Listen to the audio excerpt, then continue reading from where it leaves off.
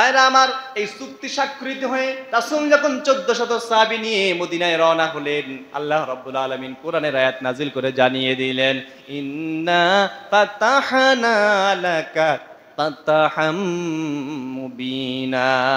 আল্লাহ বলেন, নিশ্চয় এটা আপনি যে তাদের সাথে সন্ধি করলেন, তাদের সাথে চুক্তি করলেন, এটা যদিও চাক্ষুষভাবে আপনাদের চোখে এটা পরাজয় মনে হয়, কিন্তু আমি আল্লাহ ঘোষণা দিলাম এটা হলো আপনার জন্য মহাবিজয়। এটা আপনার জন্য কি মহাবিজয়। দেখেন মহাবিজয়টা কেমনে। এখানে 1400 নিয়ে আসতো না, 6 হিজরি। কত হিজরি? 6 হিজরি। বাইরে আমার 8 হিজরিতে, এর ভিতরে 7 হিজরিতে, আবার 6 হিজরির শেষের দিকে আবার খায়বারের বিজয় হয়েছিল। এরপরে আবার 8 হিজরিতে মুতার যুদ্ধ। কোন যুদ্ধ? মুতার যুদ্ধ। তখন মুসলমানদের সংখ্যা হলো 3000। বাইরে আমার 8 হিজরির শেষের দিকে আইসা হয়েছিল মক্কা বিজয়। কি বিজয়? মক্কা বিজয়।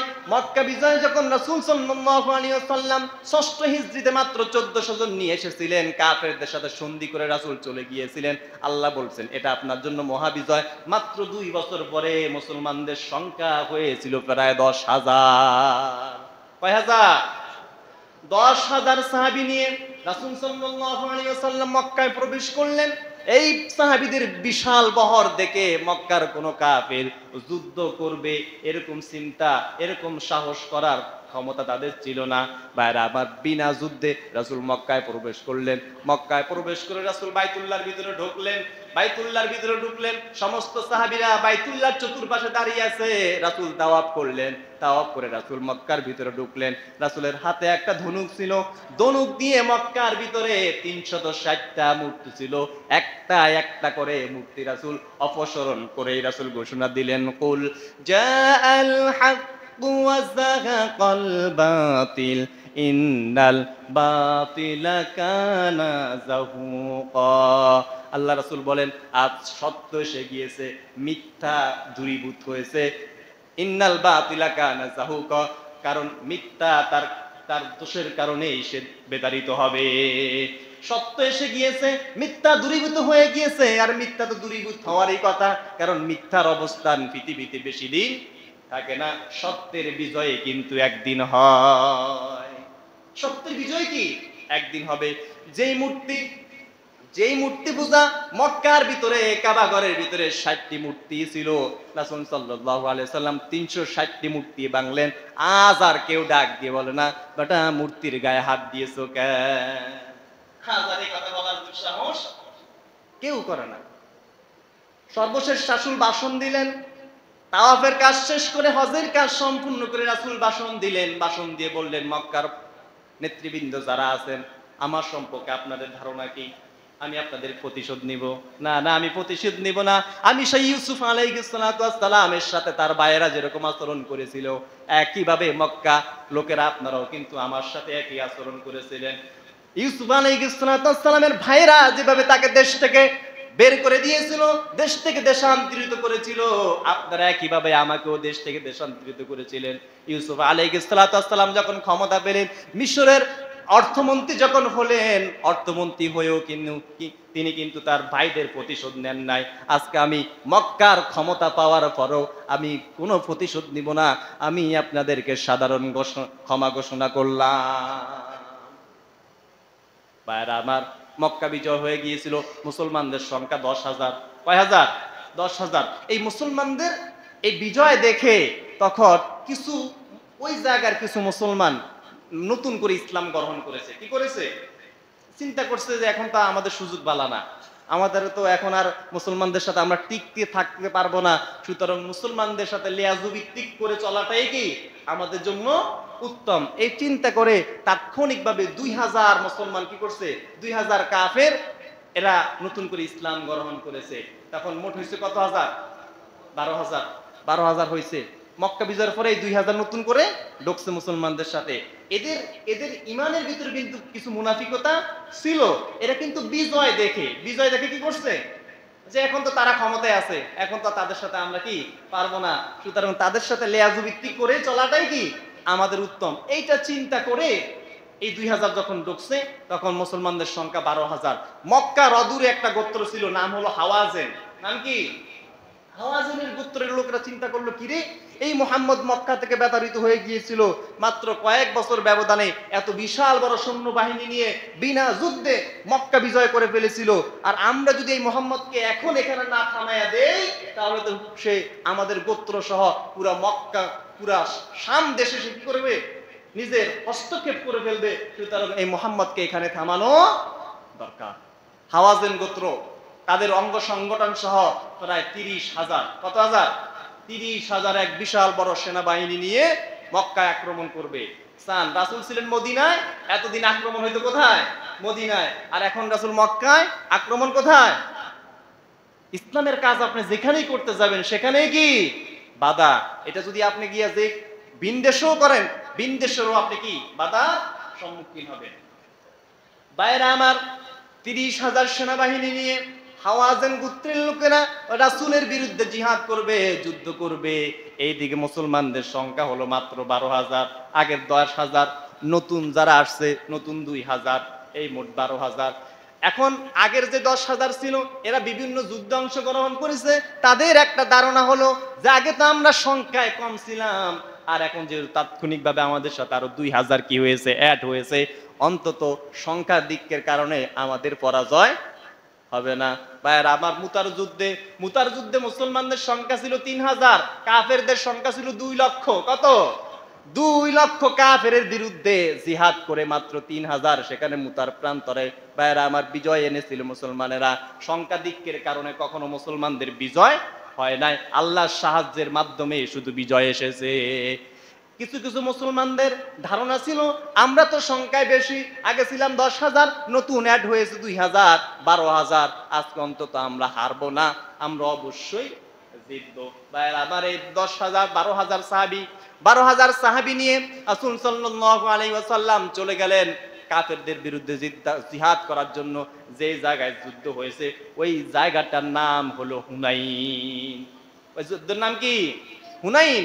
আল্লাহ কোরআনে বলেছেন, লাকাদ নাসারাকুমুল্লাহু ফি মাওয়াতিনা কাসীরাতিন ওয়া ইয়াওমা হুনাইন। আল্লাহ বলেন, লাকাদ নাসারাকুমুল্লাহ, অবশ্যই আমি আল্লাহ আপনাকে সাহায্য করেছিলাম, ফি মাওয়াতিনা কাসীরাতি ওয়া ইয়াওমা হুনাইন, আমি জিহাদের ময়দানে অসংখ্য জায়গায় আমি আল্লাহ আপনাকে সাহায্য করেছিলাম। যেরকম করে সাহায্য করেছিলাম হুনাইনের মাঠে, যেরকম করে সাহায্য করেছিলাম হুনাইনের মাঠে। লাকাদ নাসরাকুমুল্লাহু ফি মাওয়াতিনা কাসীরাতিন ওয়া ইয়াওমা হুনাইন ইদ আজাবাতকুম কাসরাতুকুম, আপনাদেরকে আপনাদের সংখ্যাধিক্যতা, আপনাদের সংখ্যার কারণে আপনাদের মনের ভিতরে একটা অহংকার বেড়ে গিয়েছিল, অহংকার এসেছিল যে সংখ্যার কারণে আমরা কিন্তু হারবো না, আমাদের সাথে আছে 12,000। কত হাজার?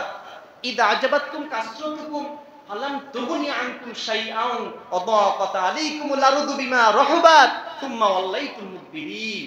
যখন এই সংখ্যাধিক্য আপনাদেরকে অহংকারী করে তুললো, এরপরে কাফেরেরা যখন আপনাদের উপরে চড়াও হলো, কাফেররা যখন আপনাদের উপরে আক্রমণ করলো, বিমা রাহাবাত সুম্মা ওয়াল্লাইতুম মুদবিরিন, আমার এই বিশাল পৃথিবী থাকার সত্ত্বেও আপনাদের জন্য তখন সংকীর্ণ হয়ে গিয়েছে।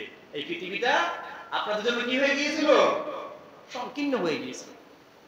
কতটা সংকীর্ণতা রাসূল করেছিলেন হুনাইনের মাঠে। ভাইরা আমার, যে যুদ্ধ যখন শুরু হয়ে গিয়েছিল কাফেরদের সাথে, কাফেররা যখন মুসলমানদের উপর আক্রমণ করলো, ভাইরা আমার, এক আক্রমণে সমস্ত মুসলমানরা দিক বিদিক ছুটাছুটি করেছিল।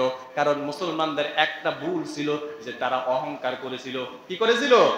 যে আমাদের সাথে নতুন 2,000 আছে, আমরা সংখ্যাধিক্যের কারণে হাঁটবো না। আর যে নতুন 2,000, ওই 2,000-এর একটা চিন্তা ছিল যে হুনাইনের মাঠে যদি দেখি যে মুসলমানদের পরাজয়, তাহলে আমরা কাফেরদের বিরুদ্ধে অবস্থান করব, কাফেরদের বিরুদ্ধে অবস্থান করব। ওই 2,000-এর চিন্তা, যদি দেখি মুসলমানদের পরাজয়, মুহাম্মদ সাল্লাল্লাহু আলাইহি সাল্লামের পরাজয় হয়, তাহলে আমরা কাফেরদের আশ্রয় নিব, আর যদি মুসলমানদের বিজয় হয় তাহলে তো আমরা মুসলমানদের সাথেই আছি। ওই 2,000-এর চিন্তা ছিল এরকম। ভাইরা আমার, যখন কাফেররা আক্রমণ করলো, আক্রমণের সাথে সাথে মুসলমানেরা যখন দিক বিদিক ছুটাছুটি করেছিল, এমন পর্যায়ে 12,000 সাহাবীর ভিতরে মাত্র রাসূলের সাথে ছিলেন মাত্র 80 জন। কয়জন?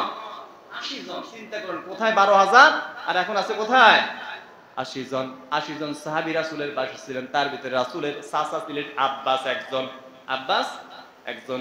এর ভিতরে একজন, ওই যে 2000-এর ভিতরে একজনের নাম ছিল আন্দাজ। উহুদ যুদ্ধে, বদরের যুদ্ধে তার বাবা মুসলমানদের হাতে নিহত হয়েছিল। আচ্ছা বলেন, তার ভিতরে একটা প্রতিশোধের নেশা আছে না নাই? আছে কিনা? এখন দেখলেন কাফেরদের আক্রমণে এখন যখন সমস্ত মুসলমানেরা পলায়ন করেছে, মাত্র সামান্য কয়েকজন আছে, আন্দাজ চিন্তা করছে যে এটাই আমার জন্য সুযোগ, এটাই কি আমার জন্য সুযোগ। সে তলোয়ার নিয়ে তারপরে রাসূলের পিছনে গিয়ে রাসূলকে হত্যা করার জন্য তলোয়ার চালাইছিলেন। তখন রাসূল আস্তে করে ঘোড়া ঘুরাইয়া বললেন, আন্দাজ, যদি হত্যা করতে হয় সামনের দিক থেকে এসো, পিছন দিক থেকে হত্যা করা এটা কাপুরুষের কাজ, এটা কোনো বীর পুরুষের কাজ। রাসূল ঘুরেই বললেন, আসো, যদি আমাকে তোমার হত্যা করতে হয়, তুমি তো আমার সঙ্গে আসছো জিহাদ করার জন্য, আমার সঙ্গে আসছে ওই যে 2000-এর ভিতরে একজন, তুমি তো মুসলমান হয়ে আমার পক্ষে জিহাদ করার জন্য আসছো। এখন দেখি তোমার চরিত্র আলাদা হয়ে গিয়েছে। ভাইরা আমার, যদি তুমি আমাকে হত্যা করতে হয় তাহলে সামনের দিক থেকে আসো। রাসূল যখন এইভাবে তাকে ডাক দিলেন, আচ্ছা সে কি আর জায়গায় আছে? সে লজ্জায় তার মাথাটা নিচু হয়ে গিয়েছে। আল্লাহ রাসূল সাল্লাল্লাহু আলাইহি ওয়াসাল্লাম আল্লাহর কাছে হাত তুলে বললেন, ইয়া আল্লাহ তাআলা, এই আন্দাজের ভিতরে যেই শয়তানটা ঢুকেছিল তাকে তুমি দূরীভূত করে দাও এবং তাকে হেদায়েত করে আমার দলে আপনি সমর্থ করেন। আল্লাহ রাব্বুল আলামিন তার দোয়া কবুল করলেন। ভাইয়েরা আমার, সর্বশেষ আব্বাস রাদিয়াল্লাহু তাআলা আনহু বললেন, চাচা, এই হুনাইনের মাঠে আমার সাথে প্রায় 12,000 সাহাবী এসেছিল, মাত্র কয়েকজন সাহাবীকে আমি দেখতে পাচ্ছি, সবাই পলায়ন করেছিল, আপনি তাদেরকে ডাকুন। ওই যে 6ষ্ঠ হিজরিতে বাবলা গাছের নিচে যারা দ্বীন কায়েমের শপথ নিয়েছিল, যারা আল্লাহর জমিনে ইসলাম কায়েম করবে, এই শপথ যারা নিয়েছিল, আপনি তাদেরকে ডাক দেন। ভাইরা আমার, আব্বাস রাদিয়াল্লাহু তাআলা আনহু ডাক দিলেন। তার কণ্ঠ ছিল উচ্চ কণ্ঠ। ডাক দেওয়ার সাথে সাথে তার কণ্ঠ সাহাবীদের কানে পৌঁছে গিয়েছে যে যে সমস্ত সাহাবীরা পলায়ন করতেছিল, তোমাদেরকে আল্লাহর রাসূল এই মুহূর্তে ডাক দিয়েছে। এই ডাক যখন সমস্ত সাহাবীদের কানে পৌঁছে গিয়েছে, যে সমস্ত সাহাবীরা পলায়ন করতেছিল জায়গায় ব্রেক হয়ে তারপরে আবার রাসূলের দিকে ছুটে আসলেন। ভাইরা আমার, ইতিহাসের ভিতরে এমনও লেখা আছে যে যখন সাহাবীরা ঢুকছেন তাদের ঘোড়া নাই, তারা পায়ে হেঁটে হাঁটতেছেন না। কিছু কিছু সাহাবী গড়ায়াও রাসূল সাল্লাল্লাহু আলাইহি ওয়াসাল্লামের কাছে গিয়ে পৌঁছেছেন। ভাইরা আবার সবাই আবার যখন একত্রিত হয়ে গেল, আল্লাহ রাব্বুল আলামিন বলেন, তুম্মা আনজালাল্লাহু সাকিনাতাহু আলা রাসূলিহি ওয়া আলাল মুমিনিনা ওয়া আনজালা জুনুদাল লাম তারাওহা ওয়া আযাবাল্লাযিনা কাফারু ওয়া যালিকা জাযাউল কাফিরিন। আল্লাহ বলেন, যখন তারা সংঘবদ্ধ হয়েছে তখন আমি আল্লাহ রাব্বুল আলামিন ফেরেশতা নাজিল করেছি, সাকিনাতাহু আলা রাসূলিহি, আমার রাসূলের প্রতি শান্তি নাজিল করেছি, এবং মুসলমানদের জন্য আমি ফেরেশতা নাজিল করেছি। ফেরেশতারা একত্রিত হয়ে আর মুসলমানরা যখন একত্রিত হয়ে যখন আবার যুদ্ধ শুরু করেছিল, আমি আল্লাহ রাব্বুল আলামিন কাফেরদের এমন ভাবে পরাজয় করেছি যে তাদেরকে পৃথিবী থেকে আমি আল্লাহ নিচ্ছিন্ন করে দিয়েছি।